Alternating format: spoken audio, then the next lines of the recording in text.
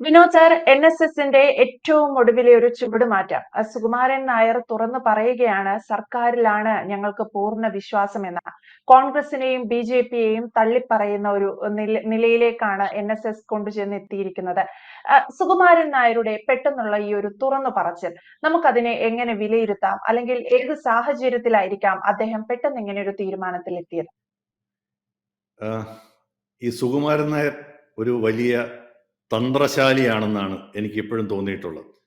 അദ്ദേഹം പെട്ടെന്നൊരു തീരുമാനം എടുക്കുമോ എന്നെനിക്ക് വലിയ സംശയമാണ്. ഇപ്പം രാഷ്ട്രീയ പാർട്ടികളുടെ പ്രധാനപ്പെട്ട ഉദ്ദേശം എന്താണ്? രാഷ്ട്രീയക്കാർക്ക് അടുത്ത ഇലക്ഷൻ ജയിക്കണം. അവർ ചെയ്യുന്നതെല്ലാം, ഈ ഇലക്ഷൻ ജയിച്ചു കഴിഞ്ഞ് ചെയ്യുന്നതെല്ലാം അടുത്ത ഇലക്ഷൻ ജയിക്കാൻ വേണ്ടിയുള്ളതാണ്. പിന്നെ അവരുടെ കാര്യങ്ങൾ നടക്കുകയും വേണം. നേരെ മറിച്ച് NSSന്റെ റോൾ എന്താണ്? NSS പ്രാഥമികമായും നായർ ഒരു ഗ്രൂപ്പിനെ, അതായത് ഹിന്ദുക്കളിലെ ഒരു വിഭാഗമായ നായന്മാരെ പ്രതിനിധീകരിക്കുന്ന ഒരു സംഘടന, സാമുദായിക സംഘടനയാണ്. അവരുടെ പ്രധാനപ്പെട്ട ലക്ഷ്യം എന്ന് പറയുന്നത് നായർ താല്പര്യമാണ്. പിന്നെ അതിനകത്തുള്ള ഒരു താല്പര്യം എന്ന് പറയുന്നത് ഹിന്ദു താല്പര്യമാണ്. നായന്മാർ ഹിന്ദുക്കളിൽ ഉൾപ്പെടുന്നത്, ഇതാണ് എൻ്റെ പച്ചയായ സത്യം, അതാണ് എൻ്റെ വിശകലനം. ഹിന്ദുക്കളുടെ താല്പര്യമാണ്. ആ ഹിന്ദു താല്പര്യത്തില് 2018 വലിയ ഒരു അപകടം നേരിട്ടപ്പോ, അതായത് ഈ ഹിന്ദുക്കളുടെ ഇപ്പൊ കേരളത്തിലെ ഏറ്റവും പ്രസക്തമായ വികാരമുള്ള ആളുകൾക്ക് വിശ്വാസമുള്ള, ഇപ്പോഴത്തെ ജനം വിശ്വസിക്കുന്ന ദൈവങ്ങൾ പോലും ഓരോ കാലഘട്ടത്തിൽ മാറി മാറി വരും. തൽക്കാലം കേരളത്തിലെ ഹിന്ദുക്കൾക്ക് ഏറ്റവും വിശ്വാസമുള്ള, ആരാധനയുള്ള, വളരെ അടുത്ത ബന്ധമുള്ള ശബരിമലയിൽ ഒരു ആചാര ലംഘനം നടന്നു വന്നപ്പോ NSS അതിനകത്ത് അന്ന് വളരെ ശക്തമായി ഇടപെട്ടിരുന്നു. സത്യം പറഞ്ഞാല് പന്തളത്തുണ്ടായ അപ്രതീക്ഷിതമായ അമ്മമാരുടെയും സ്ത്രീകളുടെയും ഒരു അതിനെ ആദ്യം ഏറ്റെടുത്തത് ശരിക്കും പറഞ്ഞാൽ NSS ആണ്. ഈ അഡ്വക്കേറ്റ് പരാശരൻ എന്ന് പറയുന്ന വളരെ വില കൂടിയ ആളെ കൊണ്ടുവന്ന് വാദിച്ചതും NSS ആണെന്ന് നമ്മൾ ഓർക്കണം. അപ്പൊ അന്ന് NSS സാധാരണ ഒരിക്കലും ചെയ്യാത്ത രീതിയിൽ ആ കാര്യത്തിൽ ഇടപെടുകയും അതിനെ മുന്നിൽ നിന്ന് നയിക്കുകയും ചെയ്തു. സാമ്പത്തികമായും അല്ലാതെയും നയിച്ചു എന്നുള്ള ഒരു സത്യമാണ്. അപ്പോ അവരുടെ ആ ഒരു താല്പര്യം വളരെ പ്രധാനമാണ്. അപ്പൊ ഞാൻ സത്യം പറഞ്ഞാൽ ഈ പന്തളത്തല്ല, ഈ പമ്പയിൽ നടന്ന അയ്യപ്പ സംഗമം എന്തായിരിക്കും ഇങ്ങനെ ഒരെണ്ണം നടത്താൻ ഒരു കാരണമെന്ന്, ഒരു തന്ത്രങ്ങൾ പണ്ട് ആളുകളെ ഉപദേശിച്ച ഒരു വ്യക്തി എന്ന നിലയിൽ ഞാൻ ആലോചിച്ചിട്ടുണ്ട്. എനിക്ക് സത്യം പറഞ്ഞാൽ അപ്പം അത് എന്താണെന്ന് നമുക്ക് മനസ്സിലാവില്ല. എന്താണ് അതിന്റെ പുറകിൽ നടക്കുന്നതെന്ന് സാധാരണ ഒരു മനുഷ്യർക്ക് മനസ്സിലാവണമെന്നില്ല. അപ്പൊ ഇങ്ങനെ ആലോചിച്ചു. അപ്പൊ ഇതൊരു പക്ഷേ ഭക്തജനങ്ങളെ ബോധ്യപ്പെടുത്താനായിരിക്കും എന്നായിരുന്നു എൻ്റെ വിശ്വാസം. അതിനുള്ള ഒരു ശ്രമമായിരിക്കും. എന്തായാലും അത് പരാജയപ്പെട്ടു. പക്ഷേ ഇന്നിപ്പോ ഞാൻ തിരിഞ്ഞു നോക്കുമ്പോൾ കാണുന്നത്, വെള്ളാപ്പള്ളി പൊതുവെ പിണറായി വിജയനുമായിട്ട് എപ്പോഴും സഹകരണമുള്ള ഈഴവ നേതാവാണ്, ഒരു സംശയവുമില്ല. അദ്ദേഹം അത് വളരെ തുറന്ന് പല പ്രാവശ്യം പ്രകടിപ്പിക്കുകയും ചെയ്തിട്ടുണ്ട്. പലപ്പോഴും പിണറായി വിജയന് അല്ലെങ്കിൽ മാർക്സിസ്റ്റ് പാർട്ടിക്ക് അനുകൂലമായിട്ട് കാര്യങ്ങൾ പറയുകയും പ്രവർത്തിക്കുകയും ചെയ്തിട്ടുണ്ട്. നമ്മളെല്ലാവരും കേട്ടിട്ടുണ്ട്. അദ്ദേഹം ഈഴവരെ SNDP എന്ന് പറയുന്ന സംവിധാനത്തിനെ പ്രതിനിധീകരിക്കുകയും ചെയ്തു. പക്ഷേ സുകുമാരൻ നായരുടെ കാര്യം അതല്ല. അവര് അങ്ങേരെ അപ്പുറത്തും പോകുന്നില്ലാതെ ഇപ്പുറത്തും ഇല്ലാതെ തന്റെ കാര്യങ്ങൾ പറഞ്ഞുകൊണ്ടിരിക്കുന്നവരാണ്. അങ്ങനെ ഒരാള് ഈ പമ്പയിൽ നടന്ന ആഗോള സംഗമത്തിൽ തന്റെ വൈസ് പ്രസിഡന്റിനെ പ്രതിനിധിയായിട്ട് അയക്കണമെങ്കിൽ തീർച്ചയായിട്ടും ചില ചർച്ചകൾ അതിന് മുൻപേ NSSമായും അതിന്റെ കൂടെ ഒരു SNDPയുമായും ഒരുപക്ഷെ മറ്റ് ഹിന്ദു സമുദായ സംഘടനകളുടെ നേതാക്കളുമായിട്ട് ഇടതുപക്ഷം നടത്തിയിരിക്കണം, അല്ലെങ്കിൽ മാർക്സിസ്റ്റ് പാർട്ടി നടത്തിയിരിക്കണം എന്ന് ഞാൻ ന്യായമായും ഊഹിക്കുന്നു. ന്യായമായും ഞാനാണ് സുകുമാരൻ നായരുടെ സ്ഥാനത്തെങ്കിൽ ഞാനായാലും ചോദിക്കും, നിങ്ങളെ ഞാൻ എങ്ങനെ വിശ്വസിക്കും? പണ്ട് നിങ്ങൾ ചെയ്തൊക്കെ എനിക്ക് മറക്കാൻ പറ്റുമോ? നമ്മുടെ പഴയ ഗോഡ് ഫാദർ സ്റ്റൈലിൽ ചിലപ്പോൾ ആ ചോദ്യം ഉണ്ടായിരിക്കും, അതെങ്ങനെ വിശ്വസിക്കും? പണ്ട് നിങ്ങൾ അവിടെ സ്ത്രീകളെ രാത്രി ഒളിച്ചു കടത്തിയതല്ലേ, അത് പോലീസിനെ ഉപയോഗിച്ച് അടിച്ചമർത്തിയതല്ലേ, ഞാൻ എങ്ങനെ വിശ്വസിക്കും? തെളിവ് വേണം. ഈ തെളിവാണ് ഇന്ന് ഞാൻ വിശ്വസിക്കുന്നത് പമ്പയിൽ കാണിച്ച ആ സമ്മേളന നാടകം എന്ന് ഞാൻ വിശ്വസിക്കുന്നു. അവിടെ NSSന്റെ പ്രതിനിധി ഉണ്ടായിരുന്നു. വെള്ളാപ്പള്ളി നടേശൻ കാറിൽ കയറിപ്പോയി. അത് കഴിഞ്ഞിട്ട് നമ്മുടെ മറ്റ് ചില സമുദായ സംഘടനകളുടെ ആളുകൾ അവിടെ ഉണ്ടായിരുന്നു. അപ്പൊ ഇതൊക്കെ കാണിക്കുന്നത് ഇവരെ ബോധ്യപ്പെടുത്താനും അതുവഴി ആ സമുദായത്തിലെ ജനങ്ങളിലേക്ക് ആ വിശ്വാസം താഴേക്ക് പടരാനും ഉള്ള മാർക്സിസ്റ്റ് പാർട്ടിയുടെ വളരെ തന്ത്രപരമായ ഒരു ഇതായിരുന്നു. ഇനി ഇപ്പൊ നമ്മൾ പറയും, ഇപ്പൊ സാധാരണ ജനം പറയുകയാണെങ്കിൽ അവിടുത്തെ നടന്ന ആളുകളുടെ എണ്ണത്തിലൊക്കെ വെച്ച് ദയനീയമായ പരാജയമായിരുന്നു. പക്ഷേ ഇന്നലെയും ഇന്നുമായി പുറത്തു വന്നിരിക്കുന്ന സുകുമാരൻ നായരുടെ പ്രസ്താവനകൾ കണ്ടു കഴിഞ്ഞാൽ, അതായത് ഇന്ന് ഇതിന് അനുകൂലമായി നിലപാടെടുക്കാൻ കഴിവുള്ള സർക്കാരിനെ നയിക്കുന്നത് CPM ആയതുകൊണ്ട് CPM-കാരെ ഞാൻ വിശ്വസിക്കുന്നു. അവരുടെ ഇതുവരെയുള്ള കാര്യങ്ങളിൽ ചെയ്ത കാര്യങ്ങൾ അവർക്ക് നിലപാട് മാറ്റം വളരെ വ്യക്തമാണ്. അതുകൊണ്ട് ഞാൻ അത് വിശ്വസിക്കുന്നു എന്നാണ് ഇന്ന് പറഞ്ഞത്. അപ്പൊ അതിന്റെ അർത്ഥം അദ്ദേഹത്തിനെ പറഞ്ഞ് ബോധ്യപ്പെടുത്തി കാണും, അദ്ദേഹം തെളിവ് ചോദിച്ചു കാണും. അങ്ങനെ അല്ലെങ്കിൽ പിണറായി വിജയൻ ഒരു അയ്യപ്പ വിഗ്രഹം സമ്മാനമായിട്ട് സ്വീകരിക്കുമെന്ന് വിചാരിക്കുന്നുണ്ടോ? പിണറായി വിജയൻ ഇരിക്കുന്ന വേദിയിൽ സ്വാമിയെ ശരണമയ്യപ്പ എന്ന് വിളിക്കാനുള്ള സാധ്യത അനുവദിക്കുമെന്ന് നീതു വിചാരിക്കുന്നുണ്ടോ? ഒരു പക്ഷേ ഇത് കാണുന്ന പ്രേക്ഷകർ വിചാരിക്കുന്നുണ്ടോ? അപ്പം ഒരു പക്ഷേ ഇവരെ ബോധ്യപ്പെടുത്തുക എന്നുള്ളത് തന്നെ ആയിരുന്നിരിക്കണം ആ സമ്മേളനത്തിന്റെ ഉദ്ദേശം. അതിൽ അവർ വിജയിച്ചുവെന്ന് ഇന്ന് വേണമെങ്കിൽ ഞാൻ സമ്മതിക്കാം. കാരണം അറ്റ്ലീസ്റ്റ് സുകുമാരൻ നായരുടെ വായിൽ നിന്ന് അങ്ങനെ ഒരു പ്രസ്താവന അവർക്ക് സമ്പാദിക്കുവാൻ സാധിച്ചു. ഇനി സുകുമാരൻ നായർ പറഞ്ഞാൽ ഇന്നത്തെ നായന്മാര് കേൾക്കുമോ എന്നുള്ളത് മറ്റൊരു ചോദ്യമാണ്. വെള്ളാപ്പള്ളി പറഞ്ഞാൽ ഇന്നത്തെ ഈഴവർ അത് വിശ്വസിക്കുമോ എന്നുള്ളത് മറ്റൊരു കാര്യമാണ്. കാരണം എന്ന് പറഞ്ഞാൽ ഈ നമ്മുടെ നമുക്ക് മനസ്സിലാവേണ്ട ഒരു പ്രധാനപ്പെട്ട കാര്യം, CPM-ന്റെ ഏറ്റവും ശക്തി കേന്ദ്രം എന്ന് പറയുന്നത് ഹിന്ദുക്കൾ തന്നെ ആയിരുന്നു എന്നുള്ളതാണ് പച്ചയായ സത്യം. കോൺഗ്രസിന്റെ അങ്ങനെയല്ല. അപ്പൊ അതുകൊണ്ട് അവരിലെ ഇപ്പം ഉദാഹരണത്തിന് വെള്ളാപ്പള്ളി പ്രതിനിധീകരിക്കുന്ന, അല്ലെങ്കിൽ പ്രതികരിക്കുമെന്ന് ഞാൻ പറയുന്നില്ല, ഈഴവരുടെ CPM-ന്റെ ഏറ്റവും വലിയ ശക്തി കേന്ദ്രം എന്ന് പറയുന്നത് ഈഴവരാണെന്നുള്ളത് പച്ചയായ സത്യമാണ്. പിന്നെ നായരിലെ ഒരു വിഭാഗവും വളരെ പ്രസക്തമാണ്. അങ്ങനെയുള്ള ഈഴവരുടെ ഏറ്റവും വിശ്വാസമുള്ള ദൈവം എന്ന് പറയുന്നത് അയ്യപ്പനാണെന്നുള്ളത് നമ്മൾ മറക്കരുത്.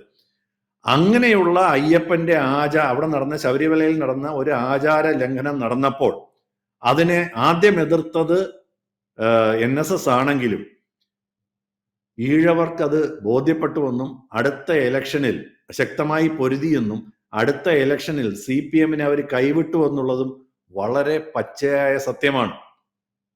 അതായത് ലോക്സഭാ തെരഞ്ഞെടുപ്പിൽ അങ്ങനെ സംഭവിച്ചു.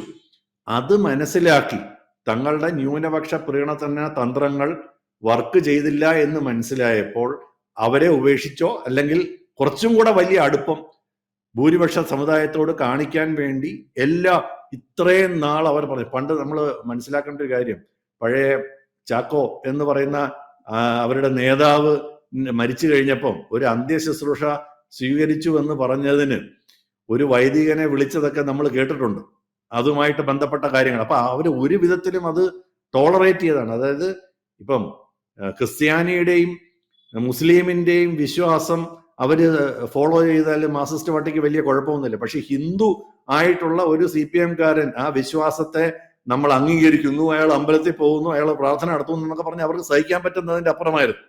അതിൽ നിന്നൊക്കെ മാറി അവരുടെ നേതാവ് തന്നെ വന്നിരുന്നിട്ട് വിശ്വാസ സംരക്ഷണം നടത്തുന്നതിന്റെ ഒരു തമാശ വരുന്നത് പറഞ്ഞാൽ നമ്മൾ നോക്കിക്കഴിഞ്ഞാൽ മാർക്സിസ്റ്റ് പാർട്ടിക്ക് അവരുടെ സിദ്ധാന്തങ്ങളിൽ വെള്ളം ചേർക്കേണ്ടി വന്നു. അത് വോട്ടിന് വേണ്ടി നിവർത്തിയില്ലാതെ വന്നപ്പോൾ വെള്ളം ചേർക്കേണ്ടി വന്നു എന്നുള്ളതാണ് എൻ്റെ പച്ചയായ നിരീക്ഷണം. അപ്പൊ ഇതാണ് അതിനകത്ത് വന്നിരിക്കുന്ന കാതലായ മാറ്റം. അത് എങ്ങനെയാണ് സുകുമാരൻ നായരെ ബോധ്യപ്പെടുത്തിയത്, എന്ത് ചർച്ചകളാണ് പറഞ്ഞിരിക്കുന്നത്, അത് ബിഹൈൻഡ് ദ സീൻ സംഭവങ്ങൾ നമുക്ക് ഒരിക്കലും അറിയാൻ പോണില്ല. എന്തുകൊണ്ടോ സുകുമാരൻ നായർക്ക് അത് വിശ്വാസമായി, ഇവരെ കൊണ്ട് ഇനി കാര്യം നടത്താൻ പറ്റുള്ളൂ എന്നുള്ളത് മനസ്സിലായി എന്ന് വിചാരിച്ച് അദ്ദേഹം പറയുന്നു. അത് നായന്മാര് കേൾക്കുമോ? വെള്ളാപ്പള്ളി പിണറായി വിജയൻ പരമഭക്തനാണ് എന്ന് പറയുന്നത് വെള്ളാപ്പള്ളി പറഞ്ഞപ്പോ ഈഴവരതിനെ വിശ്വസിക്കുമോ? മറ്റുള്ള ഹിന്ദുക്കൾ അതിനെ എങ്ങനെ കാണും എന്നൊക്കെ ഉള്ളത് അത് വോട്ടായി മാറുമോ? വോട്ട് അനുകൂലമായിട്ടോ പ്രതികൂലമായിട്ടാണോ മാറാൻ പോകുന്നത്?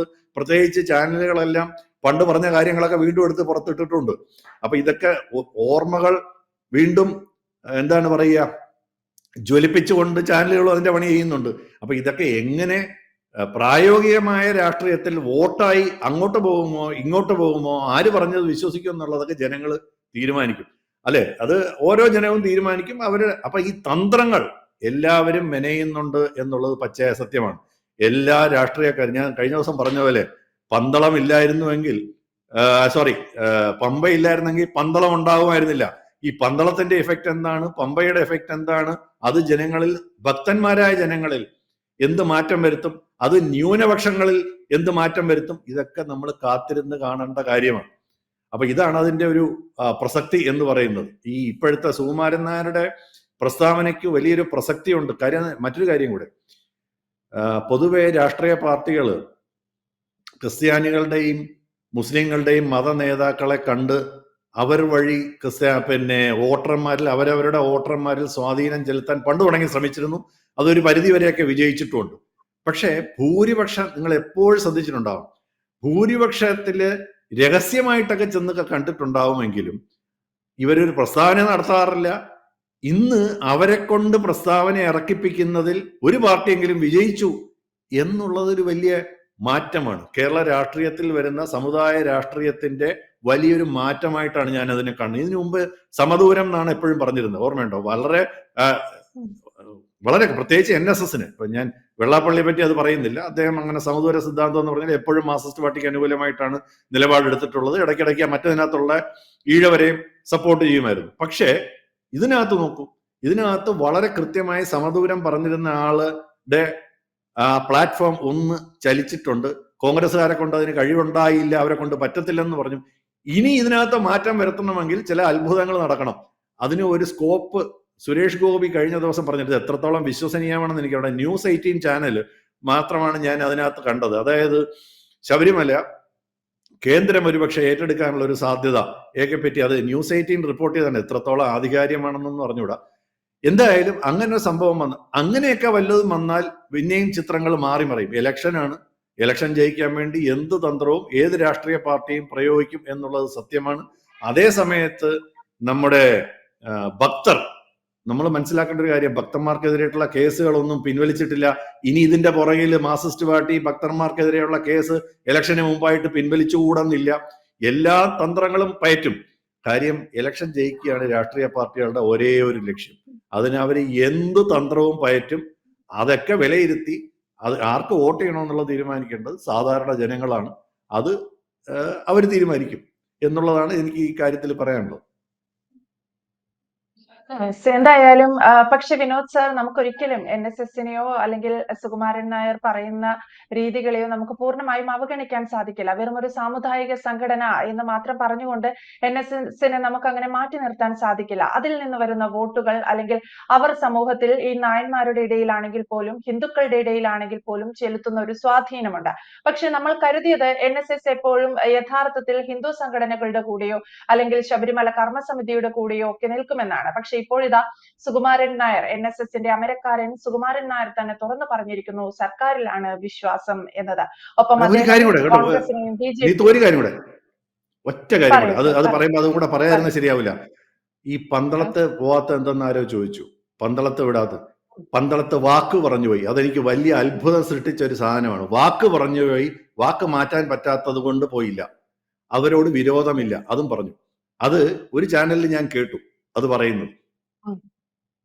യെസ്, ആ രീതിയിലാണ് ഇവർ മുന്നോട്ട് പോകുന്നത്. വാക്ക് പറഞ്ഞുപോയി, ആരോട് എന്നില്ല, പക്ഷെ ആ വാക്ക് മാറ്റാൻ കഴിയില്ല എന്ന് തന്നെ പരസ്യമായ ഒരു പ്രസ്താവനയുമായി സുകുമാരൻ നായരും NSSും രംഗത്തെത്തുന്ന കാഴ്ച. വരുന്ന തെരഞ്ഞെടുപ്പിൽ ഇതൊക്കെ ഏതൊക്കെ രീതിയിൽ പ്രതിധ്വനിക്കും, എന്തൊക്കെയാണ് ഇത് ഇമ്പാക്ട് എന്നുള്ളത് കണ്ടറിയണം. എന്തായാലും വ്യക്തമാണ്. Thank you Vinod sir. കൂടുതൽ വാർത്തകളും വിശേഷങ്ങളും നിങ്ങളിലേക്ക് എത്താൻ ABC മലയാളം സബ്സ്ക്രൈബ് ചെയ്യുക, ബെൽ ബട്ടണും അമർത്തുക.